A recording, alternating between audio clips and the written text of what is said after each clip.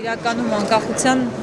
հետ կապված ամփոփումները բավականին բարդ է անել։ Ես կարող եմ ասել, որ 24-ամյա երիտասարդի համար Հայաստանի Հանրապետությունը բավականին բարդ ճանապարհ է անցել։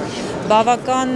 դժվարություններ է հաղթահարել եւ հաղթահարում, եւ այսօր էլ ավարտված չեն այդ դժվարությունները։ Մենք դեռ շատ մարտահրավերների ենք բախվելու եւ պիտի կարողանանք պատվով շարունակել դրանք կրել։ Իրականում դրանք հաղթահարել, իսկ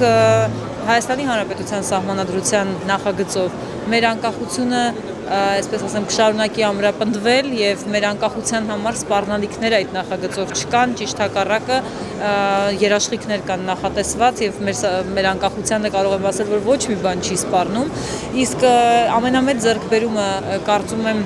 այն անկախությունն ու այն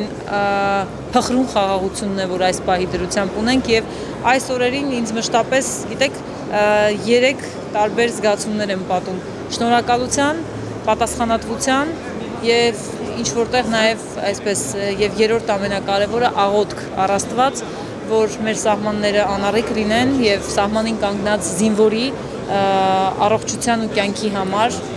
մենք բոլորս աղոթենք, որպեսզի Հայաստանը այն անկախությունը, որ ձեռք բերեց, կարողանա պահպանել։ Շնորհակալությունս ուղղված էր այդ անկախության ձեռք բերողներին ու կերտողներին, պատասխանատվության զգացումներ այսօրվա մեր սերունդներին, որոնցից յուրաքանչյուրը պիտի իր ուժերի ներածի չափով ամեն ինչ անի, որպեսզի այդ անկախությունը շարունակենք պահպանել եւ որ ամենակարևորն է ամրապնդել։ Այն ինչ կարող է անել Արդարադատության նախարարը իր իրավասության շրջանակներում,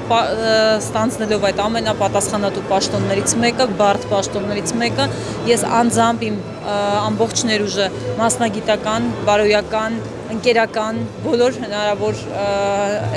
հնարավորությունները օգտագործելու եմ, որպեսզի այդ համակարգը կայանա եւ լինի այն հիմնասյուներից մեկը, որոնց վրա հիմնված կլինի նաեւ մեր անկախության հետագա ամրապնդումը։